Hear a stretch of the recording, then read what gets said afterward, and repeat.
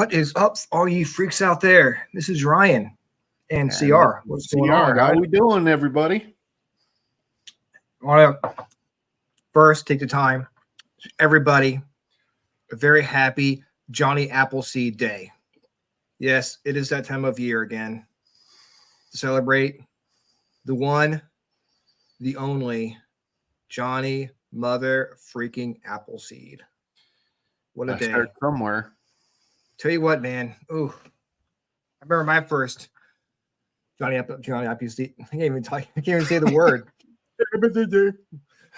So I got some sad news on this lovely Johnny Appleseed Day. I ran out of decaf coffee. Oh no! Today. I know. So I had to make a decision. And I didn't want to make a decision on my own, so I put a poll out on Facebook. Oh, so that's what hot chocolate or apple cider. And in honor of Johnny Appleseed Day, the freaks spoke, and they chose apple cider by a wide margin. Nice. So I am drinking apple cider out of a packet. One of those, I think it's called Alpine or something. You pour into a cup. Not that great, but right. It's keeping me warm. That's the only reason I drink this stuff, anyways. Well, is it regular cider or did you fortify it? No, it's regular cider. It's regular cider. I did. God, it was a few weeks ago. I have this. What is that stuff called? THC. Not that. It was something It's like the CBD. Yes, what it called. It was like it came in like my sister gave it to me. It's some kind of like drink powder, and it helps you relax. Well, it had made me relax a little bit too much on the show a couple weeks ago, and I was just kind of. It may have been. Hopefully, I think that's what the show I might have done with Austin. Because at the end, I was just, I want to say out of it, but I was getting tired. So right. I am going to drink my cider here. And look excited about the show tonight. We've got E.L. Guinn on the show. And it looks like I see his wife in the queue over there. Say, hi, what's up? How you doing? You got the creeps in the background. He contacted me a few months ago about coming on the show. I'm like, heck yeah. I'm super excited about it. So I'm going to go ahead and add them to our party here. And I'm glad they can come on, take time to talk to us on Johnny Appleseed Day. I mean, we should be out eating apples, but they're talking to us. I had a lot of stuff planned today. I'm glad I could fit this show in. Apple picking, apple pies, bobbing for apples. I mean, there's so much stuff you could do. We could have just made it all about Johnny Appleseed Day. Apple shucking. Yes. Eating apple cider, drinking apple cider, the good apple cider. Right. We're talking about, I don't even know what we're talking about right now. We're talking about Johnny Appleseed Day is what we're talking about. And we're talking about ghosts too. We'll get to that eventually. All right. Let's do it. Welcome to the show. God, hang on. I'm gonna look something up real quick, so I don't get the name wrong. All right, that's what I thought it was. All right, welcome to E.L. Guinn and his lovely wife, Bryn. What's up, guys? Hello. How are you? Hey, thanks for having us on the show, Ryan. Nice to meet you. It's an honor. Good. How's our audio? It's better. It was a little bit off before, but it's all right. How's everything going down there? It's going wonderfully so far. That's good. Is that your video playing in the background? We thought we'd kind of like get something started for you. That is our video playing in the background. Yes. That's awesome. So I know a lot of your viewers are probably interested to know exactly what is demonology, what are demons, and what exactly is it all about. We don't really need to go into creation story. I think enough people kind of understand it. We have, I don't know, probably, I think our video froze, did it? Yeah, that's what it's looking like. I mean, I'm Something- afraid if you have the video playing in the background, people may not pay attention to what you're back. saying. Trying to come Right. back, like there's some Yeah. light distortion. We have some things going on apparently. Our camera's trying to train in on something in the background. Don't Yes. mind them. It's a buddy that it's Yeah. trying to track. This happens to us a often lot here. sometimes. So demons and angels are all pretty much the same thing. They're divine, they're divinity. These are, wow, it kind of like kicked Really? up. Now they're deciding to do this. So apparently we're not supposed to be telling you guys this stuff, right? So what divinity is, obviously under the creation case where God created the angels and made these legions of minions to help defend the realm, heaven, and pretty much the plane. Well, when he created the earth, he put these particular demons, these angels, in charge, and they were supposed to watch over us. They called them the Grigori. Well, these angels decided human women were kind of attractive, and they started to fornicate with humans. God did not like that and banished them. Now, they didn't throw them into hell because at the time there really wasn't a hell per se, but they got left in the material world. So here they were, these spirits just kind of moving around, but they are very much entities. They have their wisdoms, their knowledges, ancient understandings of things. And when it comes to a specific type of demon, sometimes they still to this day come in and they like to play with us because we're all like finger puppets. So when you have some kind of a possession, you can't just use faith and rosary and read some scripture because they're divine. They're not afraid of God because they are of God. They can't be killed. They can't be destroyed. They can't be deported. They're immortal. So what we do is we can trap them in what we call dibbicks. And we exorcise that particular demon. We lock them up into a dibbick. Sometimes they're more afraid of us than, they're afraid of God. But we take in dominion over these beings. They're supposed to be our guardians, and they've left unchecked. Granted, we have various types of hells, and there are other interdimensionals that get involved in the case. So you have to try to figure out, is it an interdimensional? Is it actually a demon? What are we dealing with? So that's pretty much what demonology is in an overview scope. But yeah, we always we attract paranormal as we do supernatural. They just seem to fly in all the time and see us. So how did you get into this? Like, how did you get into demonology and the paranormal? What set you on that path? So I'm a suicide. I think my first year of life, I died like 3 or 4 times because I got into like chemicals underneath mama's sink. I'm the guy that caused the Mr. Yuck green sticker to come out. Oh. So because I am a suicide, heaven doesn't want me, hell won't keep me. And things just came to me. These supernatural beings would suddenly appear. And I try to tell someone that as a kid, and they're like, this kid needs psychological help. So as I grew up older in life, I went to Cornell University and got into they got a great parapsychology program, a great paranormal program as well. And of course, I was born into Catholicism. My family was Catholic. So that kind of made me Catholic. And as time went on, I started spending a little more quality time with these priests, and I was explaining to them these names that I didn't fully understand. And when I went to him, I said, there's this guy kind of hanging around, and I don't understand what he wants from me. And he says, well, what name did he give you? And I said, it's like Osmodio or something like that. And he went, Osmodius?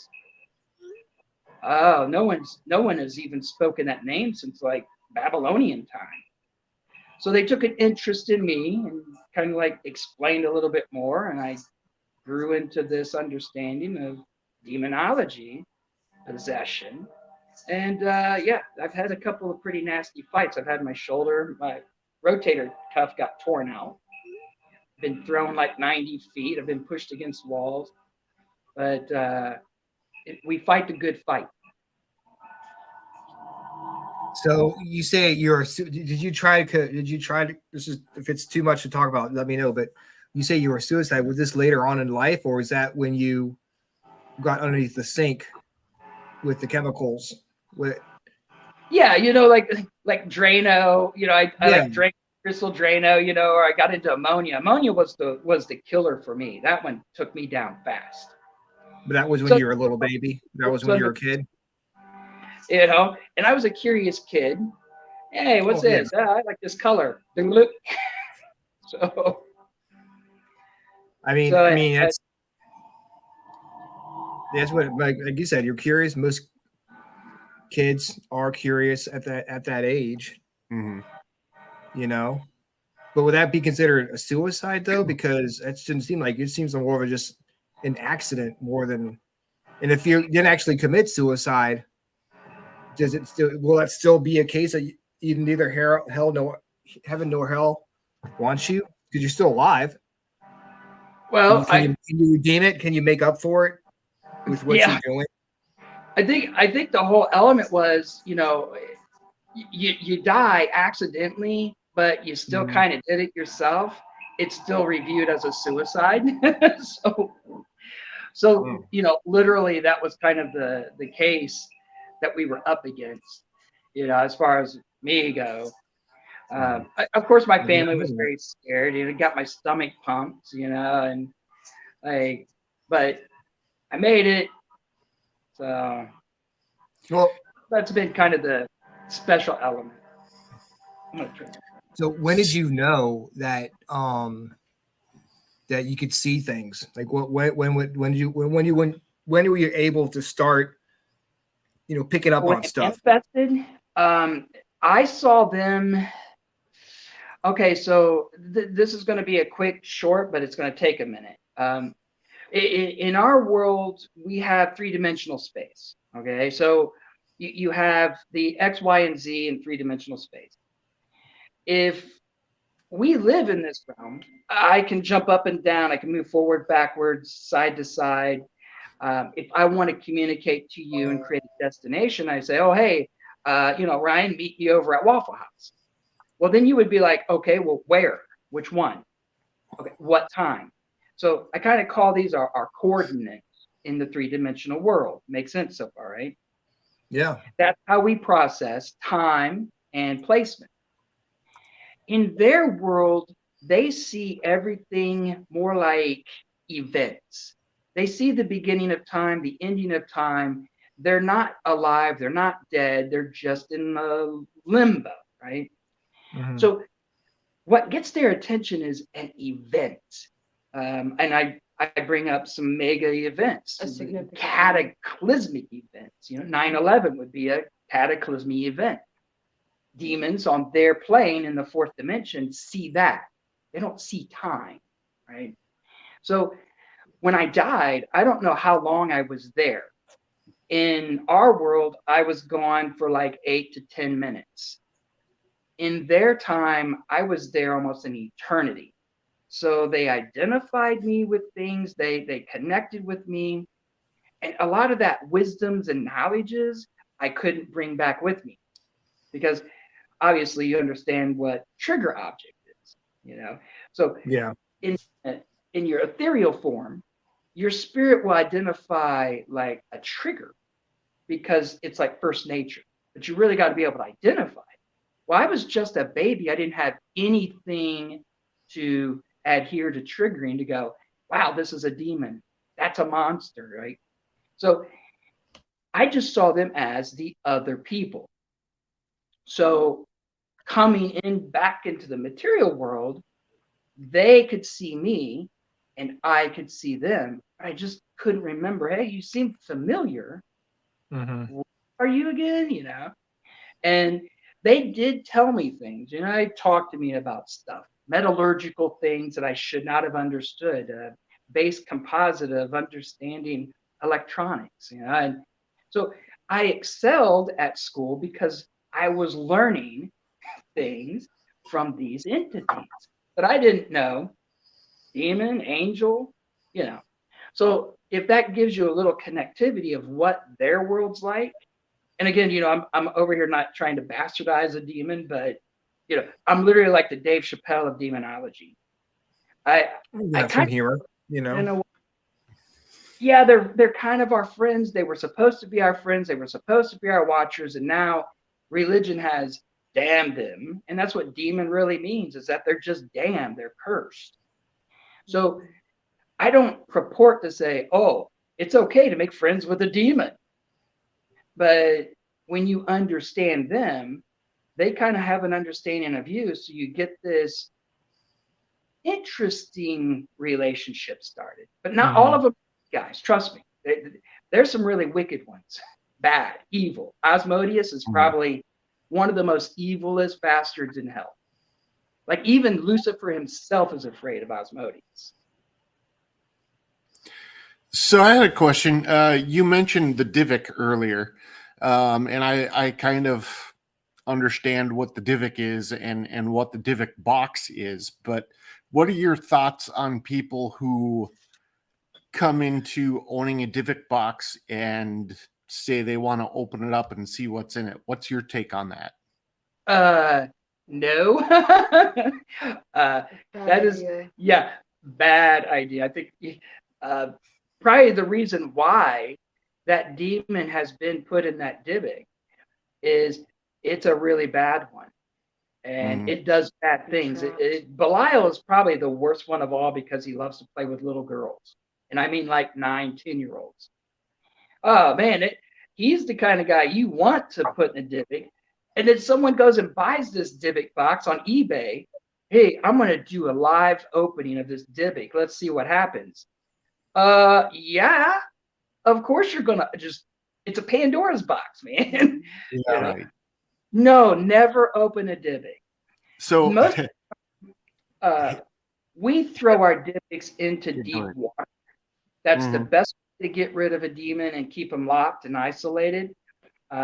There's probably out of 72 named demons in the Lesser Keys of Solomon, 50 of them are still in Dybbuks to this day. So they haven't been found yet. But most of the ones that have been found that were in Dybbuks, most of them are in the Middle Eastern world, and they just call them the jinn. They rub the genie lamp, they open up that and they release that demon, and the demon's like, hey, buddy, thanks. Listen, I'll give you anything you want, whatever you wish. How about money? Everyone always goes for money. Demon says, cool, here you go. And then off they go, and then they're back to possessing the world again. So when you release a demon and they say they give you money for releasing them, I reckon, what is it like? It's like a pact or something? Like you have to give your soul for the money, or is it just I'll do you a favor because you did me a favor? Think more like Ali and his 40 thieves. Well, Ali Baba stole one of the Dybbuks from Solomon, and when he released that demon, the demon was so happy to be free. Hey, I'll give you whatever you want. He was like, well, I want a place no one can find. Poof, here you go. Well, now that I got a place no one can find, I want treasures. Okay, poof, here you go. Well, then he was like, you know what? This is getting funny. And he began greed. Every time he made a wish, the demon got more powerful, became more lustful for blood. Next thing you know, the demon started sacrificing his men, and Ali Baba was just, what have I done? But it's not really you're making a pact. You've released that demon, and it'll do whatever it wants to do. Mm-hmm. But first off, it's thankful. Hey, thanks for letting me out. And hey, I owe you. Yeah. One. Oh, you want? Yeah. Is it one of those things where you have to be careful what you say? Because if you say like something like, you know, Like you take it literally, and you might not get exactly what you want. Yeah. You know, it's saying be careful what you wish for. It's If like you ever saw the that. Wishmaster, how he's like, oh yeah, what is your wish? And then they tell him, and he's like, as you wish. And then he twisted them up. Every time they'd make a wish, he got more power. Not saying that demons need power. They're divine. Their biggest enemy right now is the Celestials. They got enough drama with the Celestials right now. So, I mean, like, even the Loa are like, listen, we use the angels in our voodoo, rituals, but we use them in ways that we help them, they help us, and we know how to dominate and control them. You guys don't. So that's kind of why Vidal is one of the more ritualistics that uses the angels and demons in all of their we won't really their ritual practices. That's what their religion is. It's a practice. Mm-hmm. What's your take on Zozo? Well, that all comes into play on, I'd say 80% of there's rituals that go into play.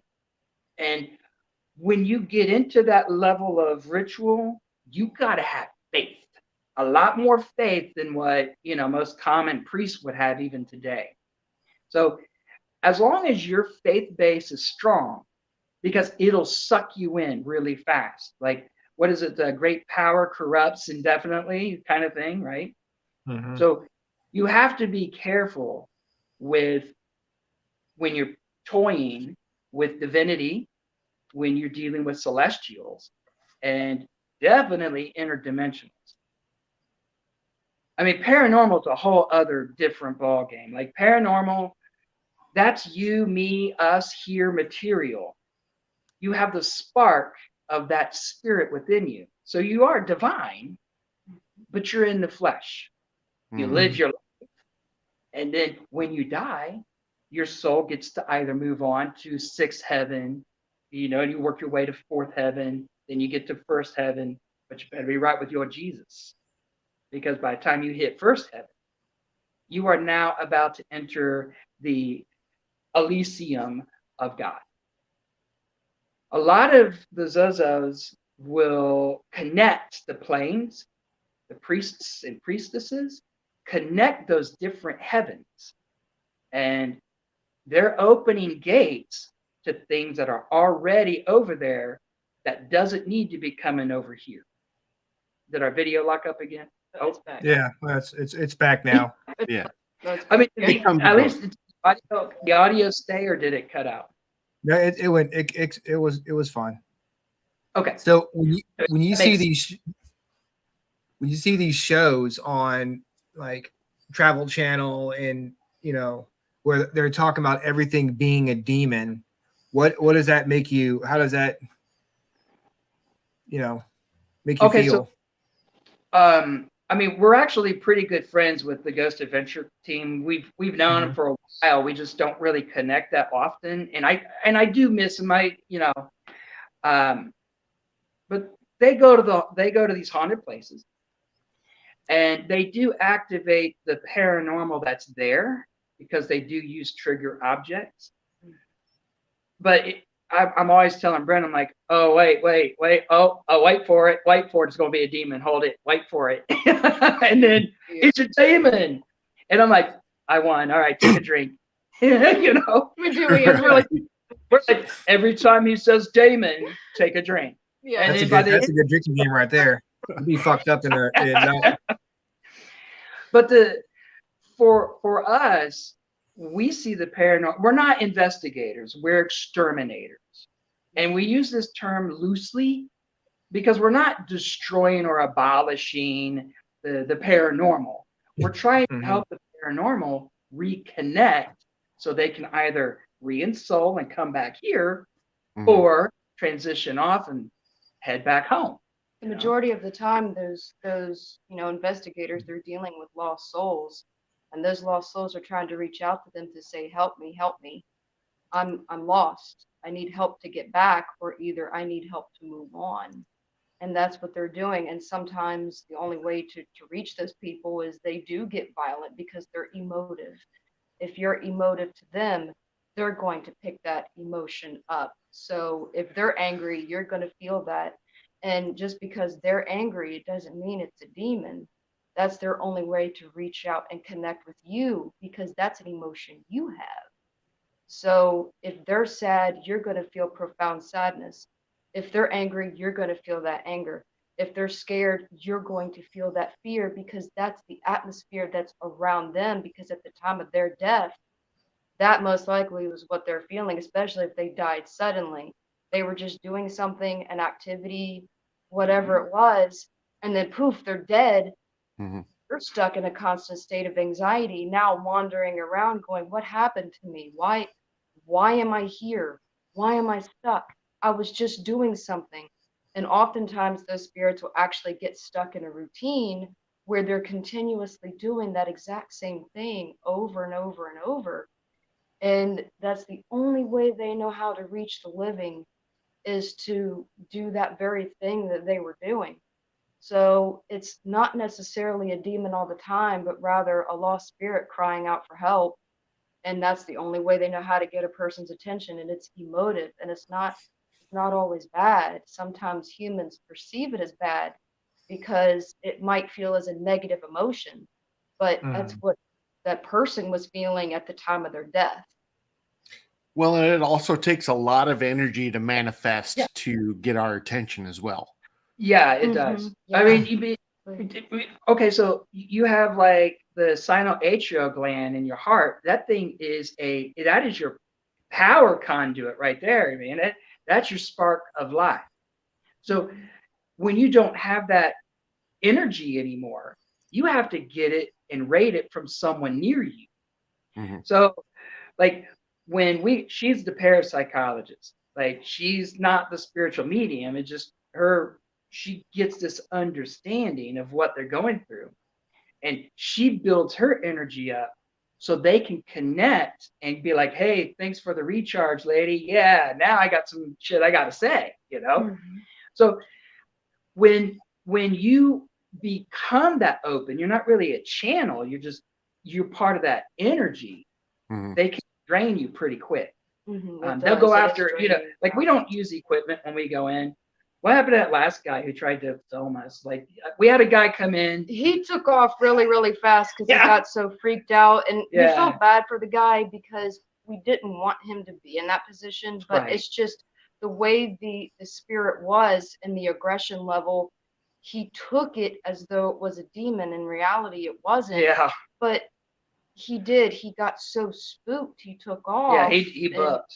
Like he left his equipment and everything, and I was like, well, we had to get it back to him. Well, we'll have to come back for that later. Yeah, eventually we did. That way, it wasn't just stuck there. But But what happened? What happened to scare him off so bad? Yeah, well, we connect with the spirit, and we use trigger objects and get them to realize, I'm dead. Okay, now what do I do? And it's not like poltergeist, go to the light. I mean, it don't work like that, it's more go to the shadow because light is bad, shadow is good for them because it's like a photo negative, right? That's the world they see. World is, yeah. So, in that photo negative, the lights are actually dark. You know what I mean? So you got these guys that's got these bright flashlights on. That light suddenly becomes the emphasis of darkness for them, and it spooks the paranormal because they think the harbinger's coming for them or something's trying to get me. And harbingers are not good. So those are some of the fun plays that we've run into. I think we've had we go case by case. Like the Catholic Church will send us something and say, "Hey, what do you guys think of this?" And they'll send us a report Camera lock and up then again. ask us, what do you want to participate in the exorcism? Other times we get cases where they thought it was a demon. We go to the house and it's not a demon. Like It the ends up being just a Stanley, really Virginia strong. case. Yeah, Stanley. You guys probably heard about the Stanley, Virginia issue. This woman bought an old farmhouse,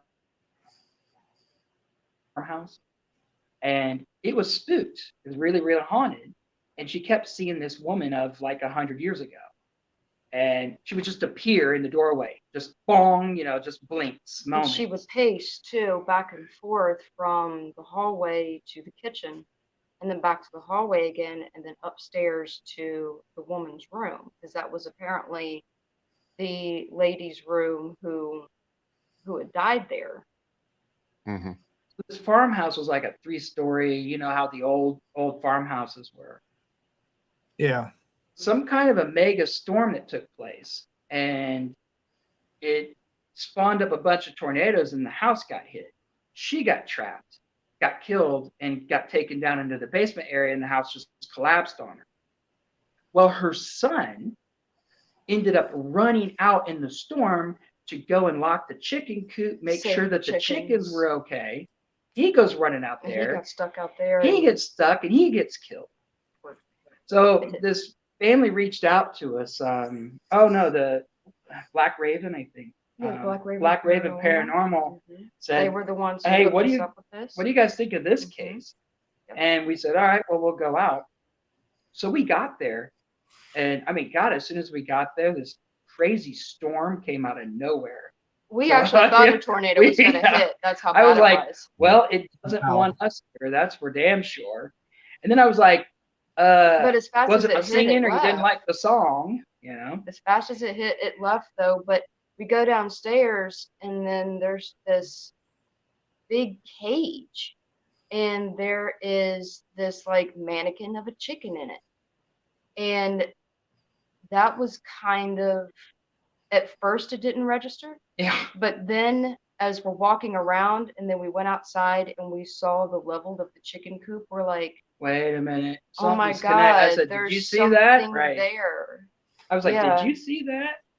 So we were able to use a temporary debit. We trapped the mom, took her outside where the son was, and then we released her. And then it was like incredible magic. The two just It was so beautiful seeing suddenly them came both together and then leave. bolted. They did, yeah. And that's what they were waiting for, was to be reunited, mother and son. So for all those years, she was trapped in the basement and couldn't get out. Yeah, Yes, she couldn't get out. She just wanted to get to her son. She wanted to know where her son was.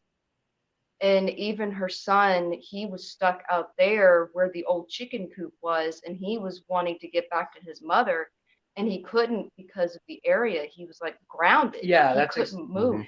The big thing is you got to understand too that your paranormal energy, when you're in any type of space, if it's concrete and it's in the ground, you're grounded. So you got to kind of think that paranormal kind of gets stuck. They can't really leave that zone, right? Yeah. So that's why sometimes we have to use a little divot to trap them As a and temporary then take them wherever we need to go. Now, divots in this term, it can be a trigger object too, but a divot, it's a little more than a ritual. It's a trap. It actually will trap that paranormal energy, and you can take it wherever you want. You don't have to release it if you didn't want to, but in cases like this one, that was the only way we could get them disconnected from their grounding to move them over to another spot. where they could be reunited again. If that makes sense. Yeah. Right. So if you're going to use a divot in that sense, can a divot be a found object, or does it have to be a purpose-built divot for that? I've repurposed divots and used a trigger object that particular paranormal energy is connected to. And then, like the granddaddy's watch or the grandmother's locket. Or like a ring There's they something wore that was significant. so significant to them that they identify it. Hey, I recognize that. Because remember, they don't got a brain. They can't have memory. They only have that last moment and that anxiety, like, man, I'm looking for my car keys. You know what? Well, I was doing something a minute ago. Why? What happened? And Right. so when they get a trigger object, they identify with it. And then they go, oh, you're familiar. You're okay. I don't want to let go of that. It's like the that is missing puzzle something piece that they needed. It's their missing puzzle piece. So it could be like the car keys to the car that they were working on that fell on them and killed them. Yeah. Yeah, be that too. Exactly. So what we'll do is we'll take the object and then we will put it in like our Divic. Usually it's a mirrored box. We have a box that is just all mirrors on it. We'll put that object in that box, we'll close it, and then we'll take it wherever we want to, and then we can release it. So we're not killing the paranormal spirit by any means. We're just preserving it and keeping them safe where they need. So it's to a location. It's like putting it in a container on life support to take it from one area to another. Yeah. That way it keeps them safe from the entities that would like to feed upon them and permanently erase them from this world. Yeah. Because they are out there and it does happen all the time. Well, there's entities that are interdimensional that you have to remember the earth is in motion. We're going through space that the earth has never been in before. So there's things out there that collide with the earth, these interdimensional creatures, and they need energy too. And they feed on lost souls. And when they find them, they'll grab them, suck that energy up, and then that soul, that divine soul, is gone forever. So we try to protect them just as much as anything else. We had one trying to hunt at Waverly Hills a couple years ago. It was trying, whoa, gravity check. This thing was feeding on the kids and feeding on souls at Waverly Hills. And when I got called about it, I said, well, let me go find out what this thing is. So I went there, I came, I saw, I kicked its ass. And, because like what we can do is I can get a hold of that thing and feed on it and drain it to where it is no longer left on this planet. I've absorbed it like a vacuum.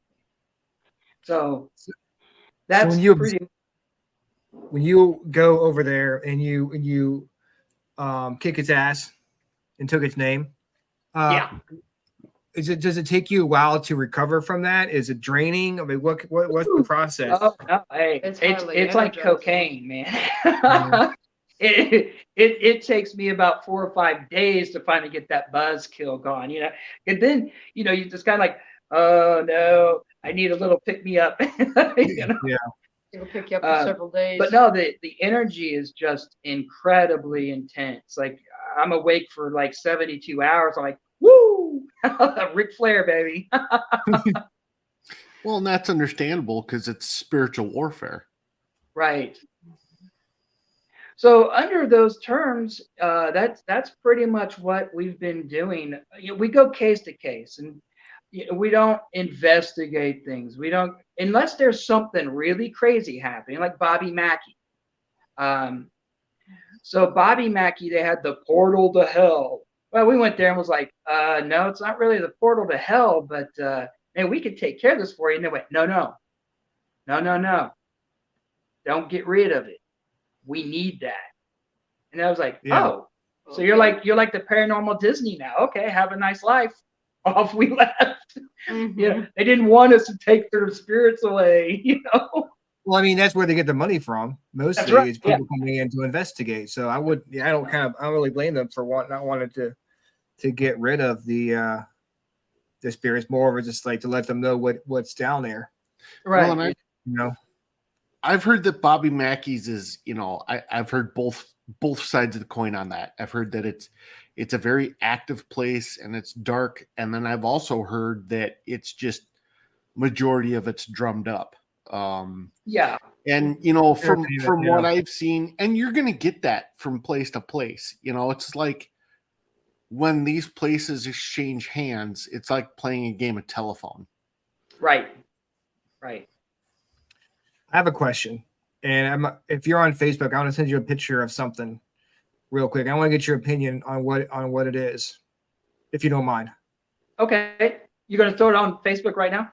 Yeah, I'm sending it to you right now. I did. All right, there we go.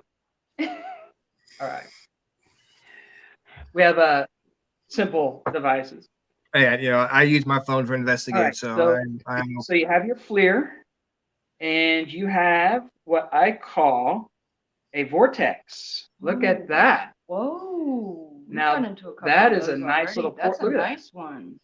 So you have a vortex, a portal going on right here. Yes. And well, that orange, that's actually an investigator. That's because you can see the equipment coming up. yeah, That's she's holding up like a recorder or something. So the actual orange, that's an investigator. I'm talking about the little creature looking thing at the bottom that's circled. Yep, we're seeing it. You've got a really That's a creature that just came out of it. Yep. Yeah. That is a vortex. We've seen a few of those. Normally, we only see those like there's natural occurring because you have to have enough energy, right? And water is a great conduit. So as long as water is moving, it creates a harmonic frequency. That's why you find them mostly near forests. Yeah, Forested so areas. sorry. So as long as water's moving across the rocks, there's this harmonics, the frequency. It generates what we call these portals, right? Vortex, energy. All right. So you're looking at a column of energy, and then at the top, you've got got what we call the hot spots. Mm-hmm. That energy's flooding up and it's washing over. It looks like a ceiling. Well, it was taken in a basement. My family owns a property in Virginia, and the picture was taken in the basement of a brick rancher, where a murder took place. Well, you definitely sent them a picture of it. Yeah, and I mean, and granted, you're looking at a 59.1 degree cold spot. That is definitely a portal right there. Normally, those portals are like anywhere from 45 to 50 degrees when they're really active. This one, but that's an active one. Yeah, and I could tell you though, if this is a basement, that grounding effect we were just talking about, that thing has punched a hole through the grounding. Yeah. So now what you're seeing is that ethereal energy. That's how strong it is. Shooting up. Anything can come through that. We could talk demons, we could talk interdimensionals, but whatever comes through there is going to be very dangerous. So I have a question regarding that. Is it possible that something could come through that portal and take somebody over and cause them to commit a murder? Oh, absolutely. Yeah. And again, it depends on if you are going to talk about some paranormal entity who's emotively angry anyway, they're supercharged in this portal. They're going to get a hold of you and they're going to take over your emotive sense, and you're going to become angry, violent, dangerous, and you'll have no control over it. So this thing is basically getting high off of you. And then you're going to act out whatever level that energy is in that thing emotively. You're going to take on its emotional content. If it's a murderer, then it's going to be like, I want to kill again. I'm out for blood and revenge. It's going to amplify those emotions. Right. Then you're not going to be able to resist that urge because it's just going to take you and possess you, make you act. We have these emotions. So there was a family that lived there in the late 70s. The brother shot and killed his sister. But I talked to one of her friends, and she said that he spent a lot of time in the basement. I mean, this was like Amityville, like this is like the retake of Amityville, but it's in Virginia. I mean, holy crap! I don't know. I mean, there was a Civil War battle that took place on the land. But when we have investigations out there, there are some people who they get affected. They get angry for no reason. They get violent, or they don't actually get. Well, they have violent thoughts. There's tell them about Dennis. Violent. Well, my friend Dennis and I run the cabin on 360. That's the name of the property. And we had a New Year's Eve party, and we had gone down to the basement. We were investigating, nothing really serious. We're just kind of asking questions and stuff. And we get back to the house, to the cabin next door, and we, I had my computer set up. We're listening to music. We're dancing and stuff, having a good time. And Dennis, who's carrying at the time, he was leaning against the wall, and he just said he had this thought pop in his head of taking his gun out and shooting us each in the head. Wow. We said when he had that thought, he went next door, walked inside, went downstairs to the basement, and basically told whatever was downstairs, don't fuck with him. He's you cannot mess with me like that. I follow him over there. I get the tail end of his rant, and the house growls at him. And I'm like, okay, so are you okay, man? He's like, yep, I'm good. So I left. I'm like, all right, and went back to the party. Wow. But yeah. There's some stuff that people who are into the paranormal, they prepare for a lot of things, but they don't prepare for everything. Mm-hmm.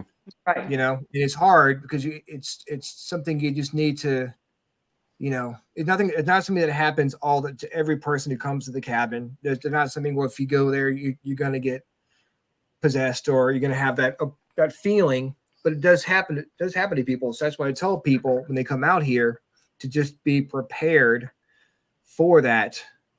If you start feeling, this certain way, anger for no reason, get out and then ground yourself.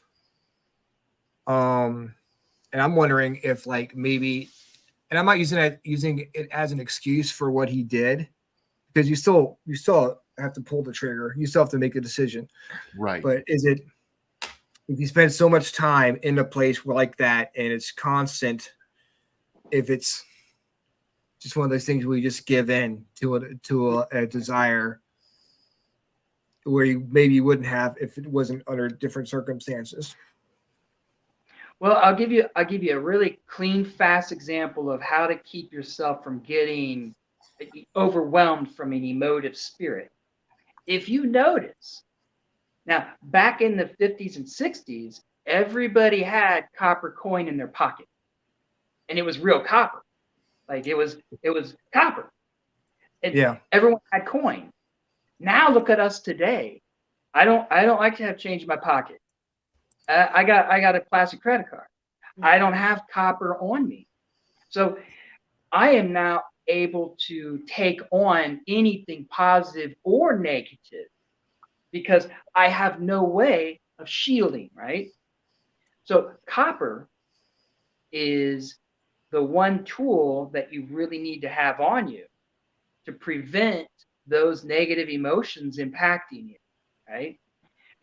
But a lot of people don't carry pennies in their pocket. I mean, it stinks. It gets your hands funny, Right? That's what real copper does. But they have the lucky penny.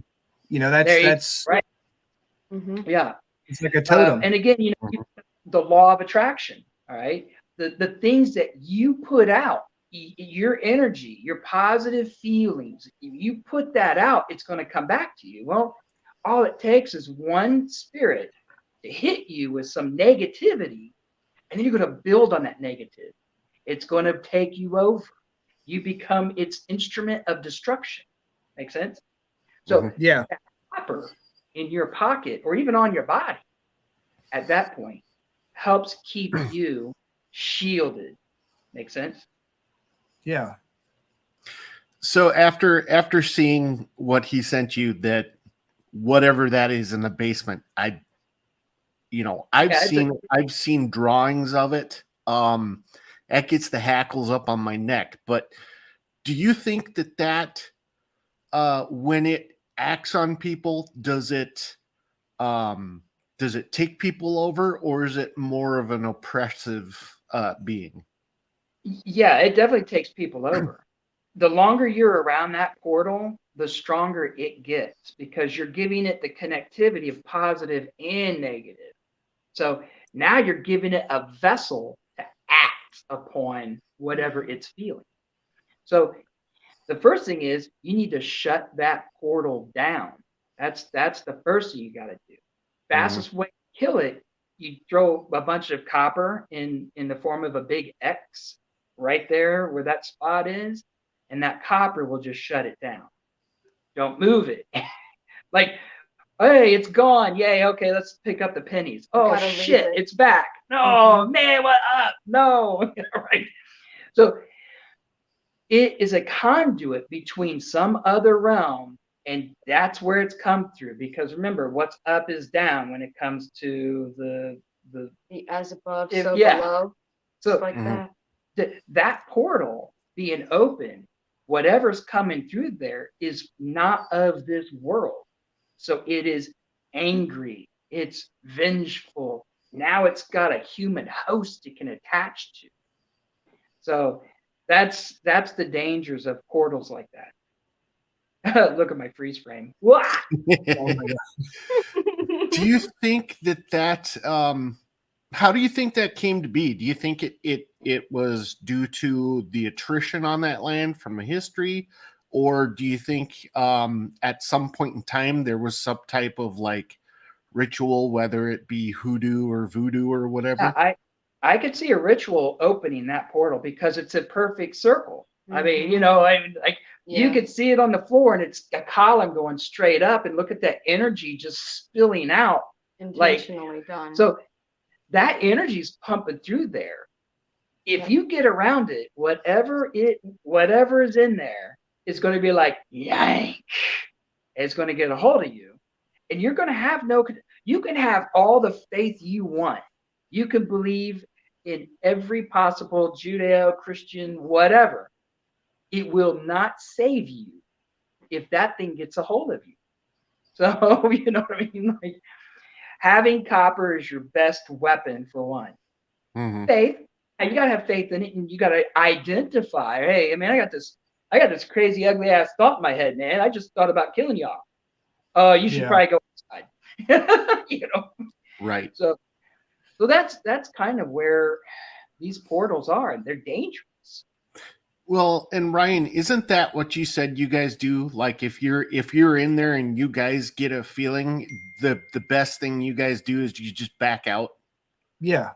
When we start feeling a certain way, like I said earlier, I told people when they go on investigations, if you start feeling a certain way, start feeling angry, or if you're with someone they're not acting the way they normally do, then you leave the house. And most of the time they feel better as soon as they get out of the house.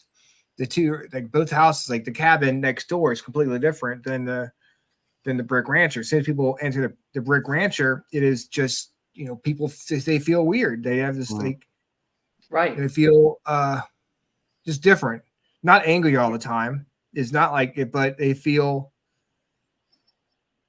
We had Sean Austin come out a few years ago to investigate, and he saw a giant wolf spider on one of the outlets, and it was about as big as the outlet. It was huge. Yeah. And he was like, "Dude, I don't fuck with demons. I don't fuck with spiders. I'd rather fuck with demons. I don't fuck with spiders." Yeah. So he the next night he went downstairs and he did an SLS session, and he saw a stick figure on the SLS camera, right? Well, the figure sprouted 8 legs and turned to a spider on the SLS camera. Oh, it was like Ghost Syrian, it's like Hey, Yeah. whatever you think it's gonna be. Good thing you didn't Whatever think whatever you're scared of, it'll feed off of that. And So we, I mean, you know, Ryan, you and I talked about this last on Sunday on our show, Yeah. and I was talking about the fact of that is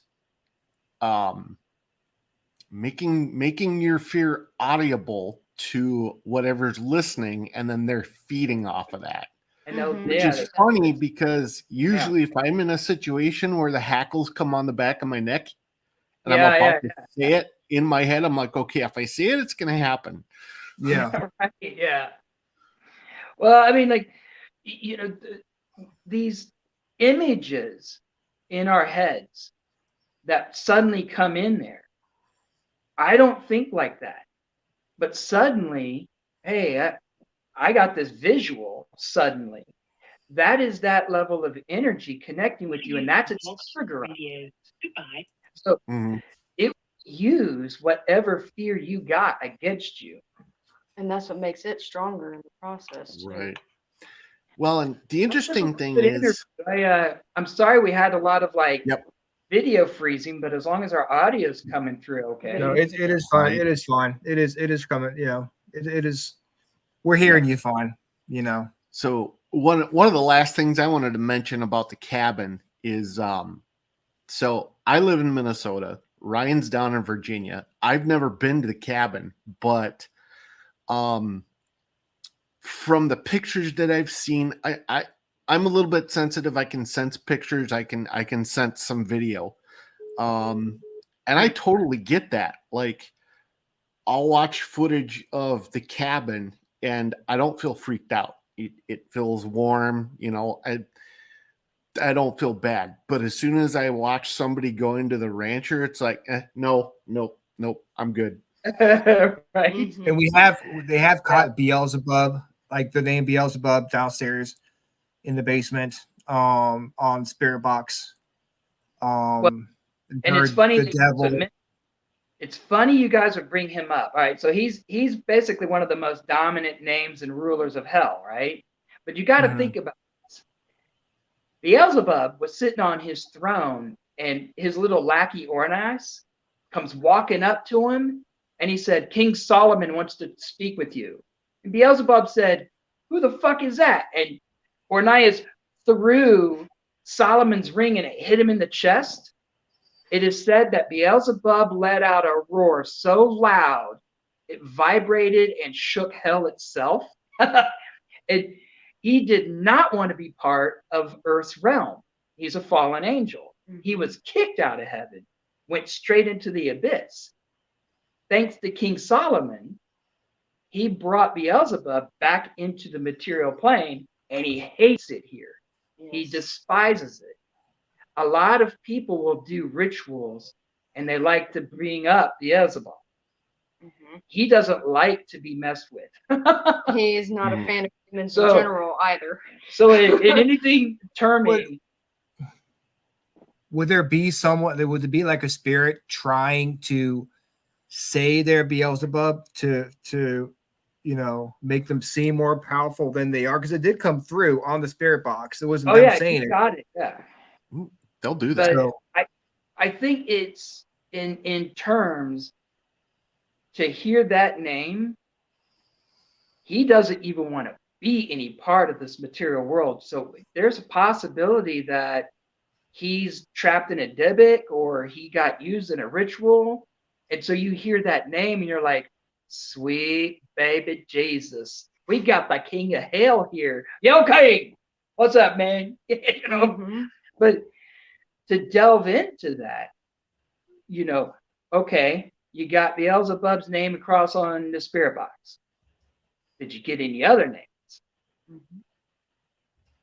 yeah, I mean, nothing that would be standing out, but that would not during that. I wasn't there during the session. There was something that they recorded and then they put it on their YouTube video and stuff.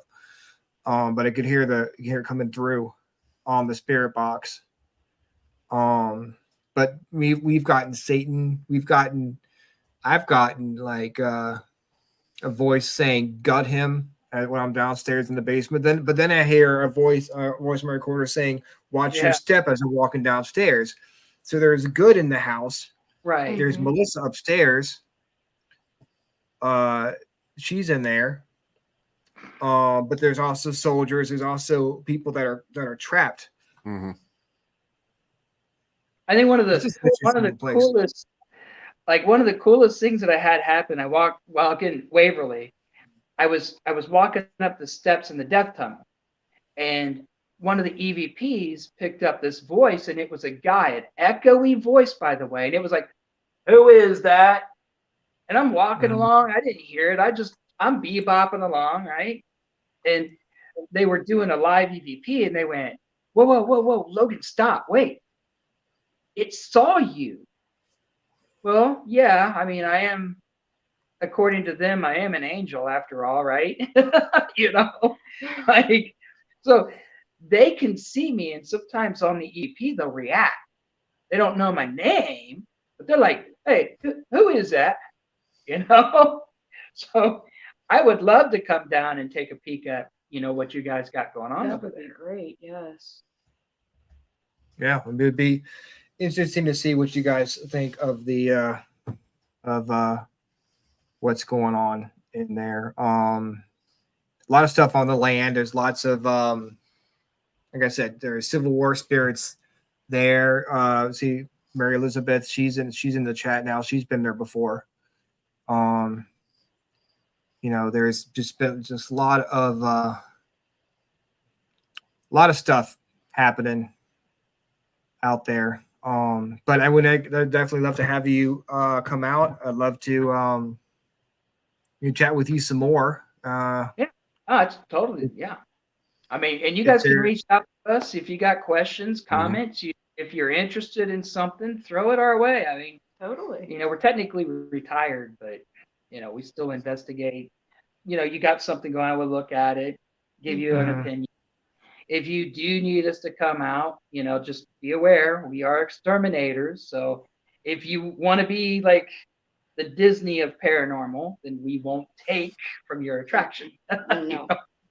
But if it's something that really is spooking you out and you're scared, or it's really becoming a massive problem, a nuisance, if it's getting destructive, if it's really hurting people, then it's time to do something about it. Yeah. Well, that hasn't happened yet. But is anywhere people like as far as people getting in touch with you, or anything you want to advertise or get the word out about before I let you go? Yeah, come on out, check out The Creeps. Our first episode's been out for a little while. We're still trying to put episode 2 together. We thought it'd be a little inappropriate because it was about the plague doctors. And then all of a sudden COVID hit, and I was like, "Oh shit! Did we instigate this? Like, we should be able to Pandora's box. Better pause it for a little bit. See what happens. We better wait until this blows over, So we kind of put that, on hold. Episode 2 for season 1's on hold. Yeah. We got King Solomon involved in this, so it explains a little more of the demonology side. What else we got in there? Well, anyway, just check out The Creeps. It's more of an introduction to help you get a better feel and understanding of what the paranormal is. And where can one find The Creeps? We can post a link on your show sites, or you guys can just Google it up. The Creeps. It has its Awesome. own Facebook. The Facebook page of its own. It's easy to find. Yeah. Most of it, we've got Chasing Shadows. We got novels and graphic novels. We're putting together a 3-dimensional role play game for Gen Con next year. We're going to release. Just kind of help people understand better investigating, better preparedness, and awareness of what really is going on out there. And yes, we all know I'm a Catholic boy, but we all have our different levels of understanding. We have different levels of religion, but it's all the same thing. There really is shit that goes bump at the night. We Yes, have there is. that. Well, guys, thank you so much for coming on the show. I Yeah, thank you, appreciate guys. you. Thanks for And having us. I Thank want to you. talk to you about your acting next time. So I got some questions about that. I'm sure you got some good stories to tell us. Yes. Yeah, stunt performer, actor, and writer, director, filmmaker. I'm kind of across the board. I just A jack of all trades. yes, definitely a jack. Arr. All right, guys. Have a Okay. good night. We'll talk to you soon. Bye. You too. You. Bye, Good guys. night. Good night. Well, that was fun. Yeah, it was interesting. Yeah, I enjoyed the conversation. I definitely want to, get them back. Well, it was interesting to hear his take on Divox. I had no idea Yeah. that's what they did and that's what they used. I'm wondering, like, why more people don't do that, as far as use the Divox box as a way to take a spirit out and then move it Right. someplace else. You need to use the comparison, but when you trap an animal, again, not sure you comparing to animals, but you Right. trap a raccoon or something, you take it and Yeah. you move it to a different location. It's interesting. I don't know why they was it, I don't know why they thought the investigator was a portal, Mm-hmm. but maybe I had to make it clear that's what they were looking at, but Right. I think that they made some good points with what they were saying. They Right. were interesting. It is an interesting conversation. You get different points of view. That's what it's all about, learning people's points Exactly. of view Mm-hmm. and seeing what they come up with. So yeah, it's like I said, as long as it's entertaining, that's Right. that's what matters to me. So yeah. So what do you have? You have the Queen Mary coming on Friday. Actually, we are doing. We're going to do that for another time, but we are actually going to do a show about trains. Nice. So about once a month, on my mind with Adrian and CR, we have a show devoted to trains. And I'm actually bringing on my fellow mechanic Bailey. And we're going to talk about just some things that we've been doing around the Jackson Street Roundhouse, projects we've been working on, and maybe talk about our trip that he and I took up to Osceola to ride our excursion trains. Oh, fun. That'll be a fun conversation. Yeah. That's awesome. Been watching this guy on YouTube called Wally B26, and he'll show videos of watching trains. I'll send you a copy of a link to his Okay. to his videos. He does a lot of abandoned places and stuff like that. He's really fun to watch. But I watch those videos every time I see him. I was like, oh, I should send that to CR. So I will send you a copy or send you the link of the videos and stuff. You can watch them. Next week, we're talking to Lexi Warfield. We're just talking ghosts and shit with Lexi. October 10th is our October birthday special. So it's going to be me, Jerry, Holly, Dana, and you, if you want to come. Join us and I think Rhonda's going to be there too. October 17th, Forgotten Explorations. October 24th, we're having Ghost Seekers Texas back on the show because they had to miss out. And then the next week's Halloween. So if I'm around, I might just do supernatural news or something like that. That would be cool. I haven't done that in a while. So, all right, brother. I am going to let you go. Hope you have a good night. Yeah, you too. And I will talk to you soon. I will listen to check out your show on Friday when I'm off of work. And we'll be back here next Tuesday night. Same freaking awesome time. So we don't have one on Sunday? No, we're gonna move that we're gonna move that show to the next Sunday. Okay. We have no interviews. We just have the music show, but that's gonna be the week after. Okay. So, oh yeah. Lexi Warfield, make sure to mention the Churchill Tunnel too. Yeah, we'll definitely talk about that. We just go. It's going to be free form on Tuesday. We're just going to go, Ghosts and shit. with ghosts and shit. Yeah, we're talking ghosts and shit. So it's going to be fun. It'll be a fun conversation. And she's been on the show before, and we had fun. So looking forward to it. We'll see you next week. Have a good night, guys. Bye. See you later, brother.